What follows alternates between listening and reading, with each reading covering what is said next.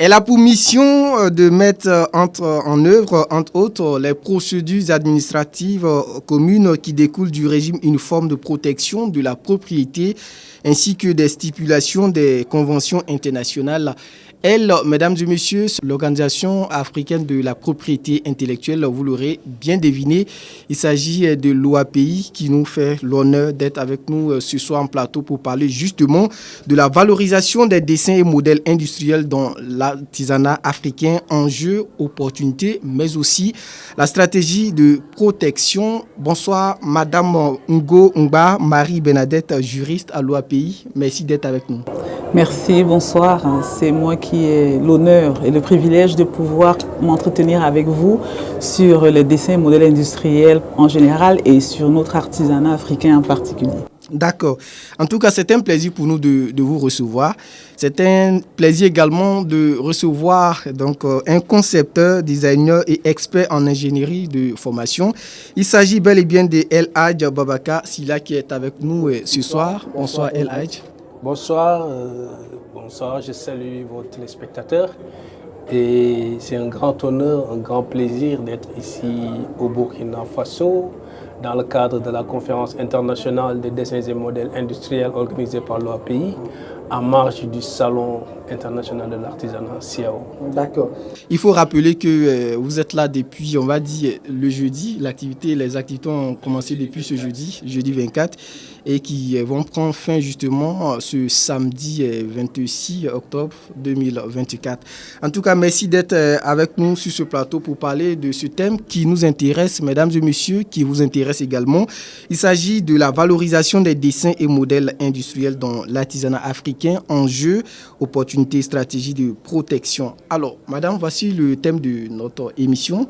La question peut-être que beaucoup se posent aujourd'hui quand on parle de modèles industriels et puis artisanat africain, ce sont les enjeux justement de la protection des dessins et modèles industriels dans l'artisanat africain. Qu'en est-il ?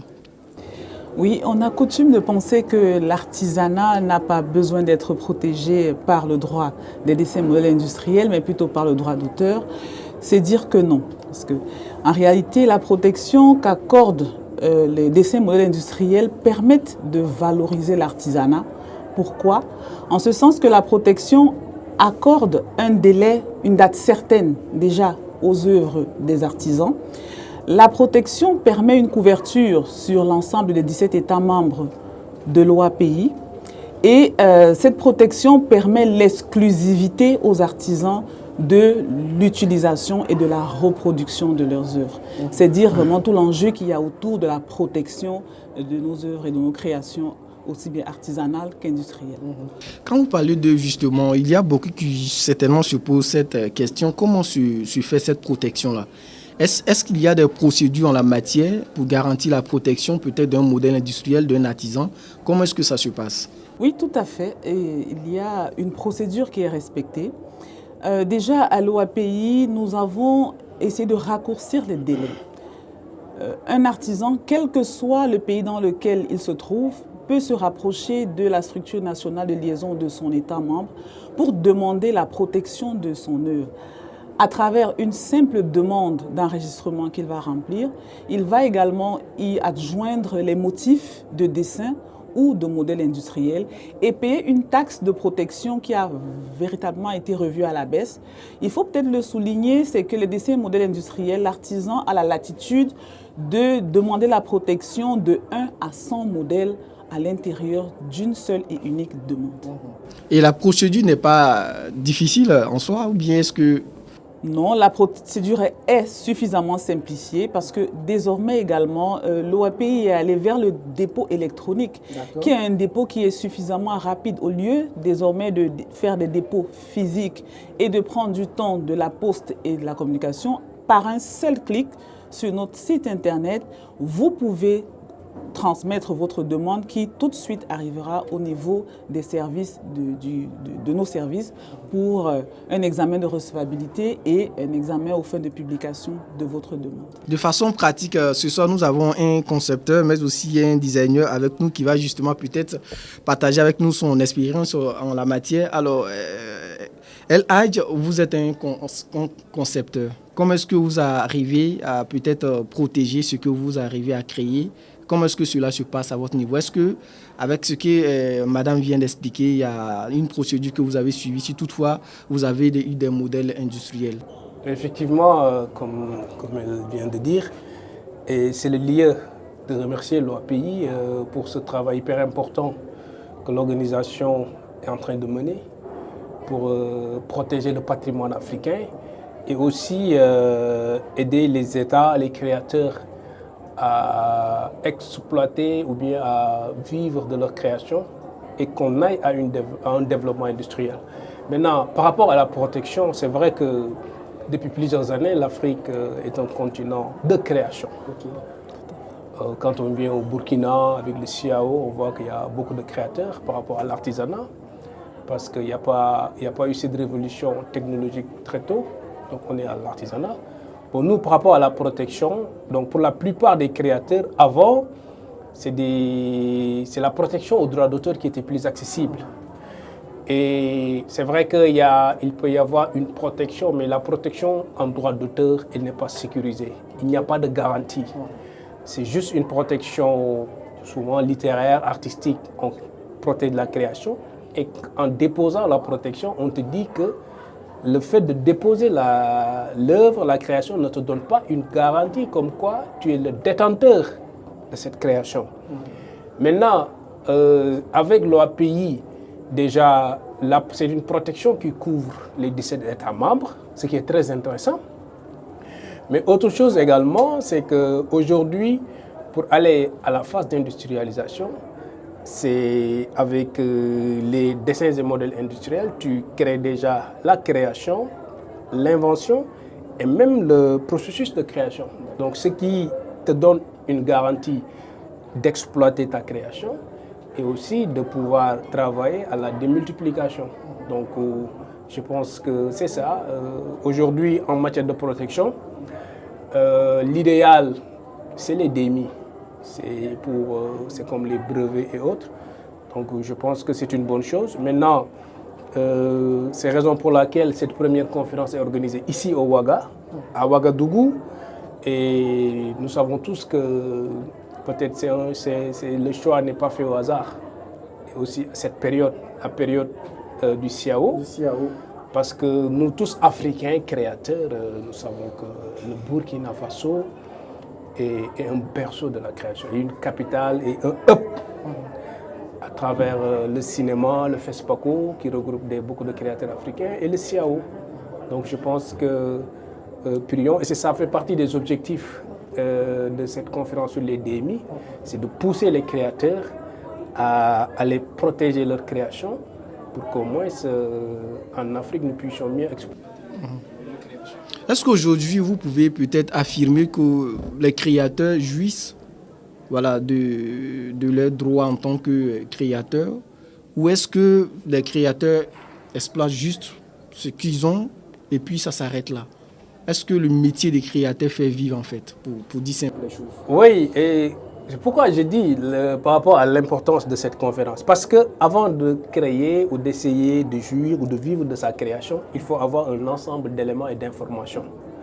Savoir qu'est-ce qu'on peut créer et qu'est-ce qu'on ne peut pas créer. Et quels sont les enjeux quand tu arrives à créer, à protéger ta création, ton invention, qu'est-ce que ça peut te rapporter.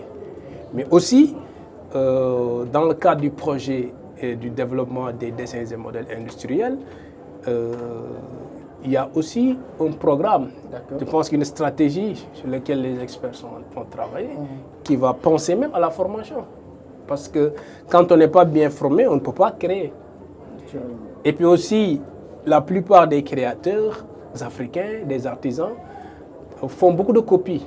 Si vous voyez les chemises, les boubous, les produits artisanaux, souvent quelqu'un peut faire une création, après il y a une réplique. Donc je pense que, comme je l'ai dit, à partir de cette conférence, avant de jouir et de vivre de la création, il faut être bien formé, avoir les informations. Ouais. Alors madame, le thème de cette rencontre, c'est dessin et modèles industriels et artisanat. Le CIAO aussi semble avoir le même thème, à savoir l'artisanat africain, entrepreneuriat des jeunes et autonomisation. Quand on regarde ces deux thèmes, il y a deux mots qui reviennent, notamment l'artisanat. Et peut-être c'est ce qui a justifié le choix de Ouagadougou. Pourquoi ce focus sur l'artisanat aujourd'hui? Est-ce que les lignes, ou du moins, est-ce qu'il y a une difficulté majeure aujourd'hui et qui fait qu'il faut faire recours à on va dire, à l'artisanat africain de façon générale? Monsieur Sylla l'a si bien dit, le Burkina Faso est l'un des berceaux de la création, que ce soit la création dans le domaine du droit d'auteur avec les films et que ce soit la création dans le domaine de l'art, surtout dans le domaine de l'art textile. Et souvent, ce qui se passe, c'est qu'on a également coutume de penser que l'artisanat, c'est quelque chose qui est rétrograde, c'est quelque chose qui est uniquement rattaché à la tradition. Et d'un côté, on a l'impression que lorsqu'on dit dessin modèle industriel, c'est uniquement quelque chose qui a trait à l'industrie. Okay. Donc, je pense que l'idée déjà du couplage de l'activité de la conférence internationale sur les dessins modèles industriels en marge de la 17e édition du CIAO qui se tient à Ouagadougou, ils ont pensé qu'il est nécessaire désormais de valoriser notre artisanat, de le porter de la dimension traditionnelle où il se trouve pour la dimension industrielle. Maintenant, dit ceci, l'artisanat en réalité c'est le berceau de la création parce que tout ce que nous avons créé, même si on va l'appliquer à l'industrie, il vient d'abord de l'artisanat. Parce que l'artisanat, il est là pour résoudre un certain nombre de problèmes que l'être humain rencontre dans la vie au quotidien. Mais sauf que la résolution de ces problèmes-là se passe dans une sphère assez réduite. Lorsqu'on applique maintenant à l'industrie, c'est pour permettre de vulgariser la création artisanale et de la porter vers un nombre beaucoup plus grand. Vous comprenez donc, vous conviendrez donc avec moi que le lien entre artisanat et dessin modèle industriel est un lien véritablement tout trouvé. Partir de la création artisanale pour transporter les œuvres créées de l'artisanat vers une application industrielle et la protection à travers les dessins modèles industriels, tel est véritablement le challenge de l'Organisation africaine de la propriété intellectuelle. Et vous avez trouvé justement la transition pour que je vous pose cette question, c'est notamment les opportunités du CIAO, ou du moins les opportunités que le CIAO 2024 offre en même temps pour renforcer la protection des dessins et donc le modèle industriel dont vous avez fait cas à l'instant. Les opportunités. Le CIAO est une formidable tribune d'échange véritablement entre déjà les artisans, entre eux pour voir comment l'art évolue, mais également une tribune d'échange entre l'OAPI qui est l'organisation qui permet la protection de toutes ces œuvres-là. Donc ça va nous permettre à nous, les techniciens, d'aller vers tous ces artisans-là, vers ces créateurs, pour leur dire de ne pas uniquement baser leur protection sur le domaine du droit d'auteur, qui est un droit souvent qui n'est pas à date certaine, mais plutôt d'utiliser le mécanisme de protection à travers les dessins modèles industriels qui offrent la possibilité d'avoir une date certaine de création et d'obtenir ainsi un certificat d'enregistrement qui va nous permettre de pouvoir céder le droit lorsqu'on n'a pas la ressource nécessaire pour pouvoir reproduire les œuvres exploitées par soi-même, ou alors pouvoir concrètement les transformer de ses propres. Alors, El Hadj, madame parle tantôt des droits de propriété intellectuelle. Alors, à ce niveau, la question que je vous pose, quel rôle les institutions publiques devraient jouer justement pour faciliter cela pour les artisans? Oui, effectivement, ça fait partie des conclusions et des recommandations, comme l'a dit tout à l'heure. Il y a les ministres, ces documents seront transmis aux autorités politiques, c'est eux qui définissent les politiques des États. Mais maintenant, l'OAPI en tant qu'organisation qui regroupe des experts, des techniciens, des spécialistes en droit et autres, qui travaillent, qui réfléchissent sur la question, qui réfléchissent sur déjà comment développer la création africaine. Et après cette conférence, c'est de pouvoir donner la conclusion aux autorités politiques pour trouver des solutions à des besoins. Parce que le rôle que les politiques peuvent jouer, parce qu'aujourd'hui, quand on parle du Burkina Faso en Afrique et dans le monde, on ne parle pas de football, on ne parle pas de basket, on ne parle pas de musique, on parle d'artisanat. Peut-être on parle aussi de cinéma. Quand on parle de la sculpture, par exemple, sur le cuivre et autres, c'est le Burkina Faso. Mais aujourd'hui, on doit aller quoi? Et quand on parle aussi également sur le tissu, les pagnes du Burkina Faso, aujourd'hui, il suffit de venir ici, de voir comment les gens sont habillés. Ce matin, en regardant l'ouverture du CIAO, toutes les autorités se sont habillées avec ce tissu burkinabé. Mais maintenant, le travail qui doit être fait à travers ce patrimoine, cette création, et aussi ce socle culturel, qu'est-ce qu'il faut faire pour un développement économique? Qu'est-ce qu'il faut faire pour apporter des réponses à des problématiques comme le chômage, l'industrialisation? Parce qu'aujourd'hui, les enjeux de l'Afrique, c'est ça. Et aussi les priorités de ces politiques, c'est de voir comment apporter des solutions. Parce qu'aujourd'hui, ce serait bien, tout à l'heure on discutait avec des jeunes, des étudiants qui sont tellement préoccupés de leur devenir et comment est-ce qu'ils peuvent faire. Maintenant, avec les autorités, qu'est-ce qu'il faut faire? C'est de voir comment mettre en œuvre, comment appliquer les orientations et les recommandations qui sont sorties de cette conférence, qui va travailler sur déjà, dans un premier temps, faire la promotion, la communication pour que les gens connaissent les enjeux et connaissent c'est quoi les dessins et modèles industriels. Après aussi, à travers les formations, à travers les rencontres, là, les artisans seront plus conscients de cette mine d'or qu'ils ont entre leurs mains, mais aussi l'État, en tant qu'un État, comme on dit aussi, des fois on dit un État n'a pas d'amis mais des intérêts, mais quand l'État sent que si j'arrive à développer mon secteur de l'artisanat, déjà c'est des revenus, c'est une masse de la population qui va travailler, c'est aussi le leadership de mon pays, parce qu'aujourd'hui le Burkina peut se dire avec les nouvelles autorités, mais nous voulons être le numéro 1 en Afrique en matière de tissu. Et quand vous développez l'industrie du textile de tissu, vous développez l'industrie de la confection. Et après l'industrie de la confection, c'est que la création burkinabèse va voyager partout dans le monde. Vous créez des emplois, des devises, et toutes ces entreprises vont créer des impôts, les caisses de l'État vont se remplir, et quand il y a de l'argent pour l'État, les autorités ont moins de soucis parce qu'ils peuvent financer les politiques de développement. Donc c'est juste pour répondre à cette question. Et je pense qu'une fois que ces autorités politiques auront entre leurs mains les recommandations et les conclusions, mais ils sauront les décisions à prendre. Avec l'OAPI en tant que structure d'appui technique derrière, je pense que la solution sera trouvée. Alors, madame, est-ce que vous pensez que depuis plusieurs années, les conférences internationales que vous organisez, vous obtenez gain de cause lorsque vous faites des recommandations aux autorités afin qu'au moins, sans une évolution dans votre démarche de la protection, justement, ou du moins de votre objectif que vous souhaitez atteindre? Est-ce qu'aujourd'hui, à ce niveau du débat, les autorités africaines, de façon générale, sont conscientes de votre démarche? Oui, je pense que l'OAPI fait un formidable travail depuis une dizaine d'années sur la sensibilisation des autorités. Je peux vous prendre l'exemple de la déclaration de Libreville qui a été un formidable instrument pour la valorisation de la pharmacopée traditionnelle, qui désormais dans nos pharmacies, on retrouve les brevets de médicaments des Africains qui sont issus de la pharmacopée traditionnelle.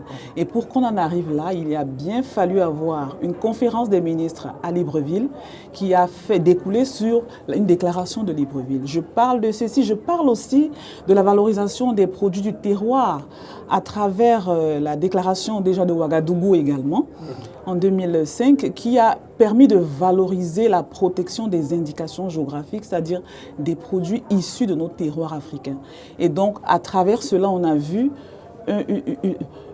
une production, on a vu un intérêt croissant des États pour la protection de leurs produits du terroir. On va prendre le cas, pour citer le chapeau de Sapodé au Burkina Faso, qui a été valorisé en indication géographique et qui traverse et voyage les frontières. On a vu, pour citer le Cameroun, le poivre de Penja, qui est un produit éminemment reconnu dans le monde entier aujourd'hui. On a vu l'ananas de Friagbe, qui s'est bien comporté sur les marchés de l'Asie, c'est de dire qu'à chaque fois que l'OAPI porte une problématique comme celle-là et parvient à obtenir une déclaration des politiques générales de nos ministres, c'est que derrière, il y a un travail et nous espérons et nous attendons beaucoup pour ce qui concerne les dessins modèles industriels que véritablement le tissu économique de nos États membres qui sont essentiellement de l'artisanat, parce qu'il faut le dire, l'artisanat a environ 300 métiers et l'artisanat nourrit vraiment le continent africain. Donc on espère que de cette rencontre avec les ministres de l'Industrie, nous allons pouvoir obtenir, à défaut d'une déclaration, une recommandation forte pour pouvoir permettre de valoriser et de faire la promotion des dessins et modèles industriels.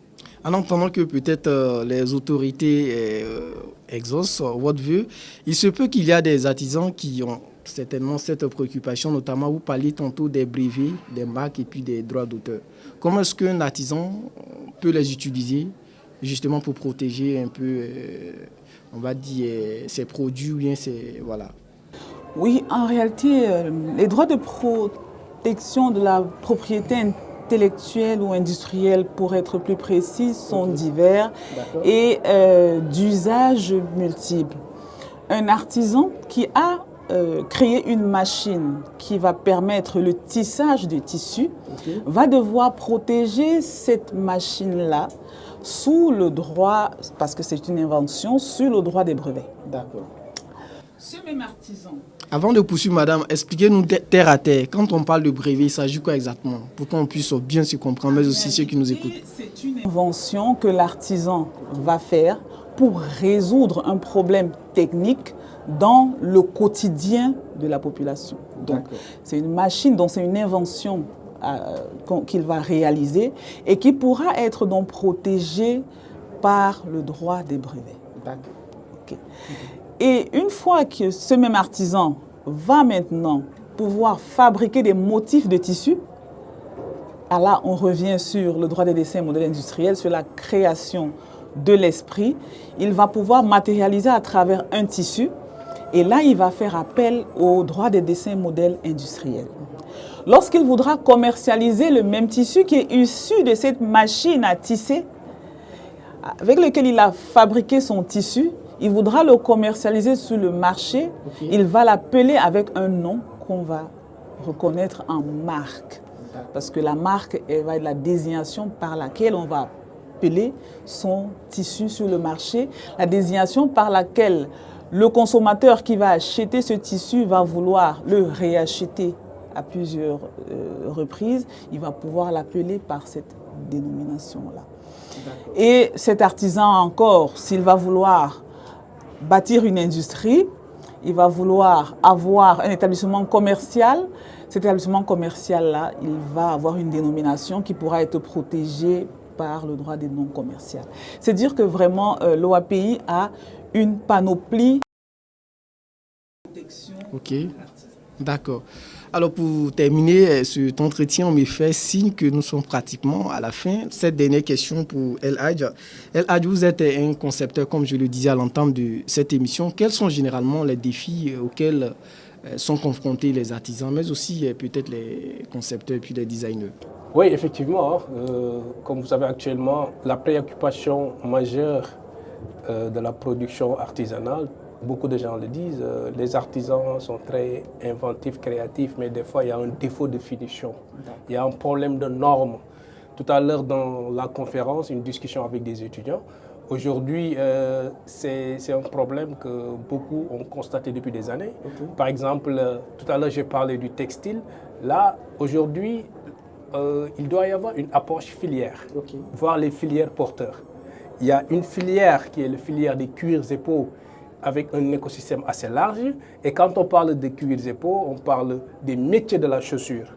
Aujourd'hui, les chaussures qui sont confectionnées par les artisans, souvent ne sont pas adaptées aux pieds des Africains parce que les formes et les mesures n'ont pas été réalisées sur la base de l'échantillonnage de nos pieds. Parce que nous, Africains, nous n'avons pas la même configuration de pieds que les Européens et les Asiatiques et autres. Donc les défis, c'est ça. La solution, comme on dit, par rapport aux conclusions de cette conférence, les actions majeures, c'est les autorités politiques qui peuvent prendre ça. Parce que comme on dit, ce projet, cette politique de développement du design et des DMI demande des moyens, des rencontres, de la recherche et tout ça là. Et il faut qu'il y ait une implication des États. Mais c'est un investissement qui aura un retour d'investissement. Il y aura des retombées demain. Oui, mais la question ici, souvent on dit qu'il faut l'implication des autorités. Une fois que les décisions aussi sont prises au niveau gouvernemental, l'applicabilité de cette décision cause le plus souvent le problème. Est-ce que ce n'est pas à ce niveau maintenant que peut-être les populations doivent faire suffisamment d'efforts quant aux décisions qui sont prises par les autorités? Non, en fait, c'est pour dire, dans toute expérience, les gens apprennent. Aujourd'hui, ce n'est pas pour rien, en 2024, l'OAPI organise la première conférence sur les dessins et modèles industriels et l'artisanat.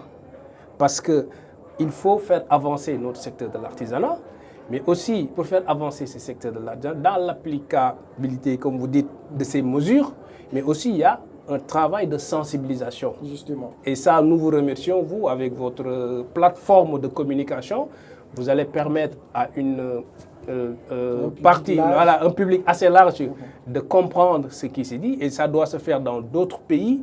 Maintenant, après, une fois que les acteurs sont conscients, même les populations, parce qu'en apportant des solutions sur cette problématique de la production artisanale, mais on va résoudre un problème sur le besoin, parce qu'il y a un besoin, parce que l'artisanat, c'est de l'utilitaire, que ce soit la chaussure, l'habillement et autres. Moi, je pense que cette fois-ci, c'est parce qu'il y a une somme d'expérience qui va permettre à ce que, et aussi les autorités politiques vont veiller sur ça parce que c'est normal. Comme ils sont là pour définir les politiques des États, et l'OAPI en tant qu'organisation qui regroupe des experts, des cadres, sur le plan juridique, sur le plan de la conception, et ce qui veut dire, avant d'arriver à cette conférence, il y a un travail qui a été fait en amont, mais il y a aussi une autre étape à faire. Moi, je pense que le problème ne va pas se poser. Et puis, les populations vont se l'approprier et ça va avancer. D'accord. Merci à vous, El Hadj Babacar Sylla. Je rappelle que vous êtes un concepteur, designer et expert en ingénierie de formation. C'est bien cela? Effectivement. Merci d'être passé sur notre plateau. En plateau, nous avons eu également Ngo Mbaga Marie-Bernadette, qui est juriste à l'OAPI, Organisation africaine de la propriété intellectuelle. Merci d'être passé sur notre plateau. Merci, c'est nous qui vous remercions. D'accord. Ça a été un plaisir en tout cas pour nous de vous recevoir au Burkina ici pour parler justement de modèle et puis modèle industriel dans l'artisanat africain, le thème qui a fait justement office de cette émission.